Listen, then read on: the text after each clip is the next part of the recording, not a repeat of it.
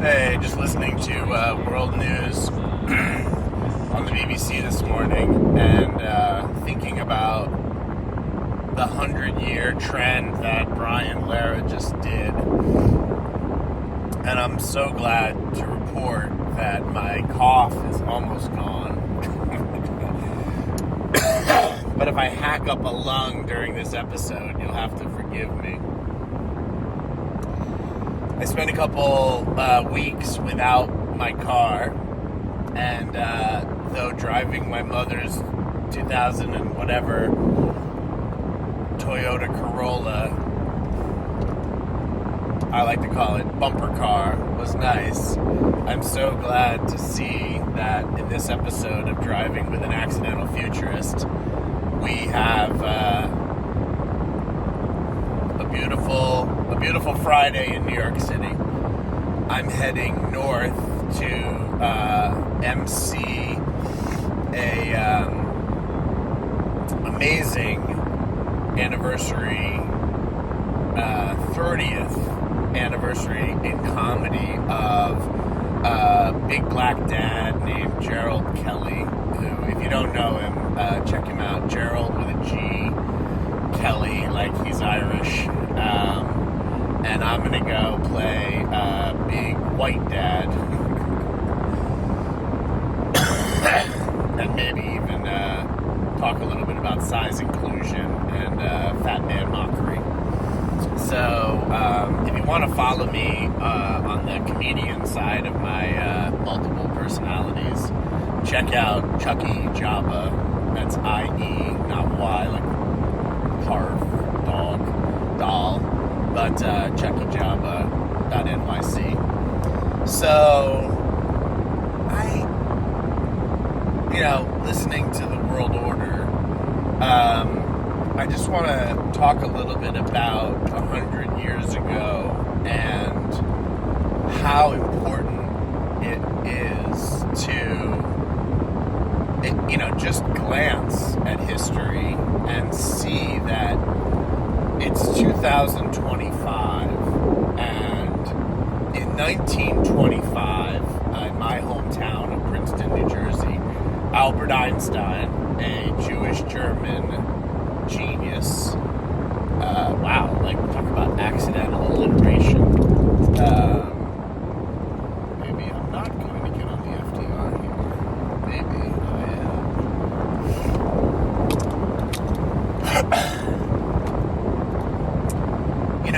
Einstein made this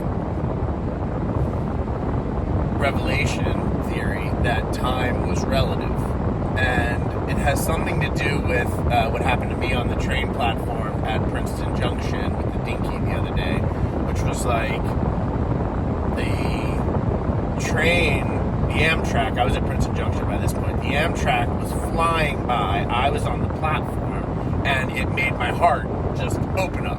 Now, my defibrillator didn't go off, so all of you that are worried about me going to Burning Man with Ruben again, peace. Thank you for your concern.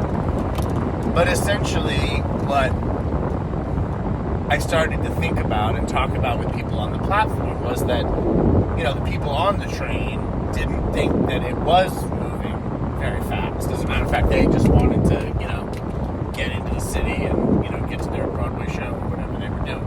But to me, it was heart-pumpingly fast. That's Einstein's theory of relativity. And between 1925 and 1945, that somehow, with Oppenheimer and the United States military and the now bloated Department of Defense, and I'm not saying I'm an Elon Doja fan, but there is some inefficiency, and my apologies to Paul Krugman yesterday, was talking on NPR, and by the way, I signed up for his Substack, fantastic, but I am struck by the,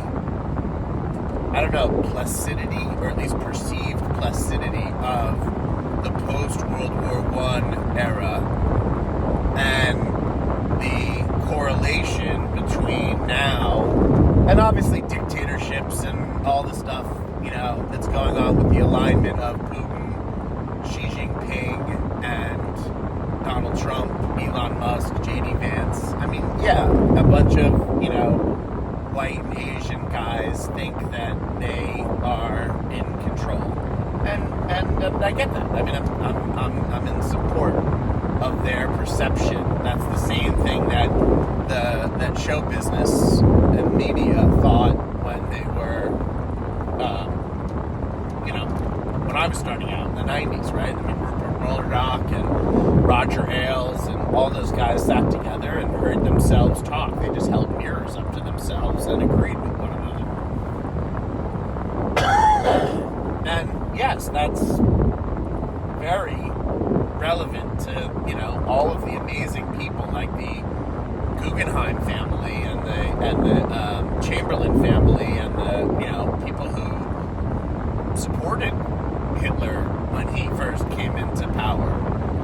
And maybe I would have even made that mistake in 38, 39. But so how does that relate to 2038, 2039? Because again, I see the trajectory as the last 20 years of my life and the 1925 to 1945, where we went from, wow, I think this train might be, traveling at a certain thing, and DeMille was putting out, racist movies, and, cinema and cubism were the same thing. And all of a sudden now I see a Jim Dine painting without the right Provence, and I'm thinking, my accountant said to me the other day, I think you should put your money in fine art because, diamonds are a little volatile. I was like, diamonds are volatile? I mean, I know I gave up on the green paper money thing once it got attached to OPEC, but, Jiminy, diamonds are volatile? I mean, I don't know what's in your mattress, but I hope it's diamonds. But fine art, obviously, great advice. Good luck with that. I bought a Jim Dine for Valentine's Day, and it's gorgeous. And my apartment's better for it. So,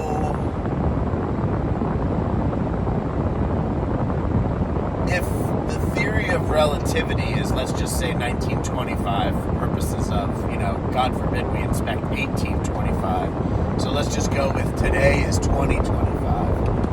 And let's just say that we inspect that subsequent 20 years and project it directly into this 20 years that we're about to go through. Then it ends with,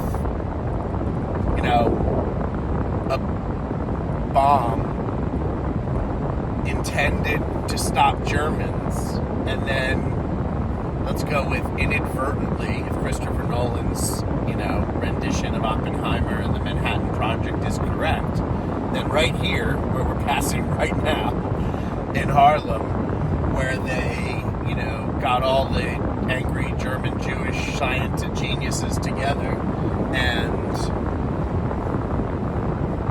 figured out that E equals MC squared. You could drop a little thing off of an airplane and it could become a big thing.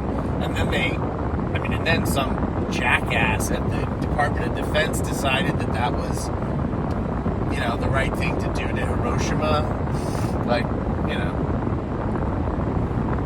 what can I do for my grandchildren? There aren't any yet that I know of, but what can I do for my grandchildren to stop that mistake from happening again in biological or cyber warfare? COVID has already given us the sort of Spanish flu correlation. Globalization, obviously the internet is the telephone. What's the parallel in, sort of the science and art and science of collaboration, so 1925 to 1945, at least in the Oppenheimer movie, Einstein goes from, living on his own in a hut in Germany to standing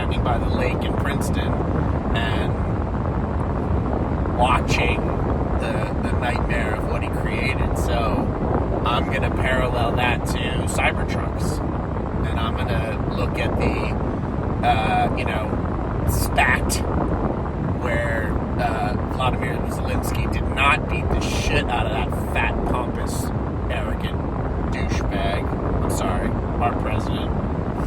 And hope that Angela Merkel or Malala or, Gandhi's granddaughter is the great-granddaughter, I don't know, becomes the leader of the free world, because it's not us. We've had our 100-year run, and it was built on the backs of immigration and bringing in the greatest minds from around the world, but primarily from Germany because of a dictator. So let's just assume that all the smart Americans are moving to Wiesbaden and, take me with you.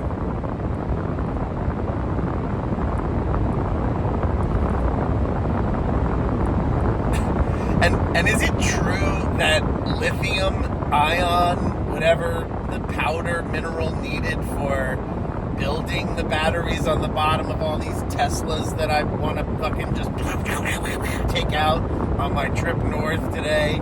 Again, Springfield, # Gerald Kelly, chuckyjabba.nyc. Honestly though,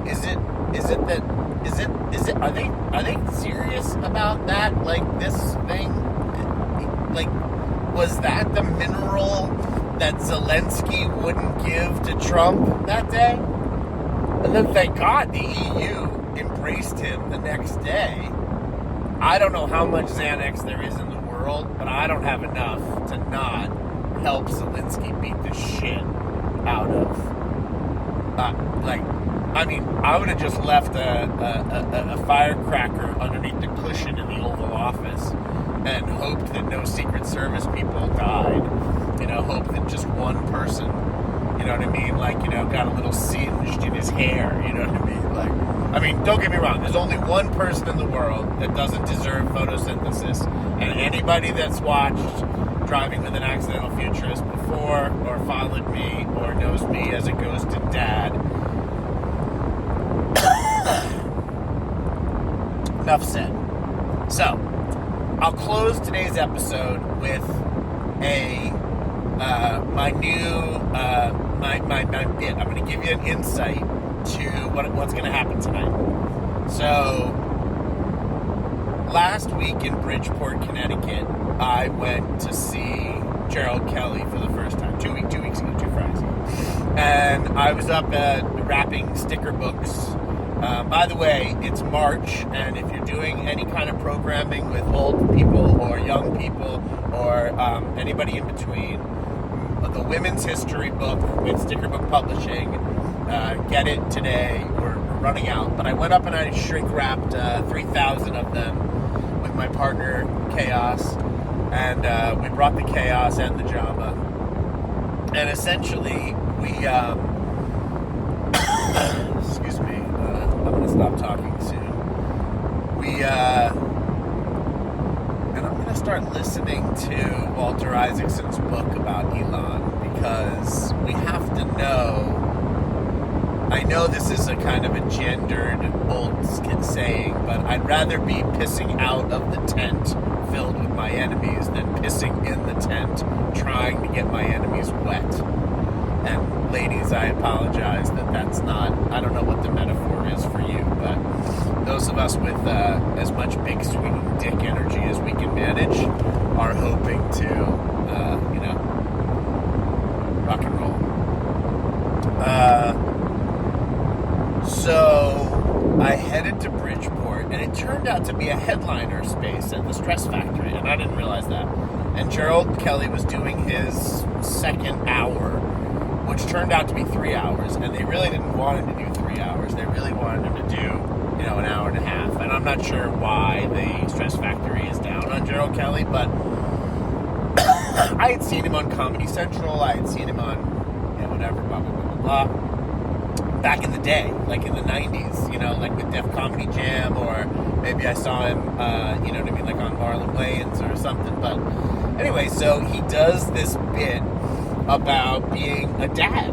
And I'm like, I want to be a dad. I have twins. They're 24 years I wish, everything I missed in their life due to work or whatever was, a regret of mine every minute. And Anna actually lives near Springfield, so I left her a message yesterday. So any of you watching that are on the Ghosted Parents Insta, watch out. There may be some movement on the Kirby Dad front. We'll see if I can pull that shit off. But I get, basically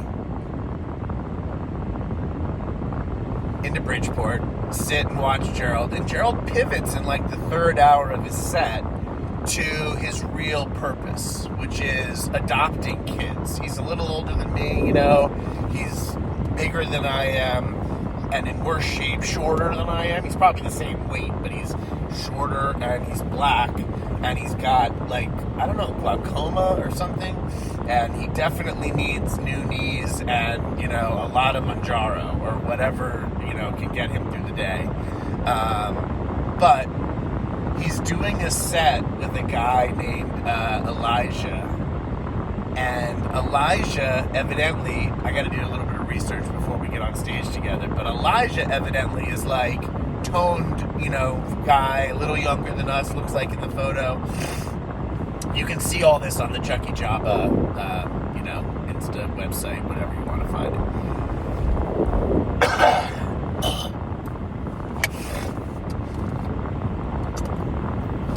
Anyway, so Elijah evidently does a thing now that he's skinny where he strips.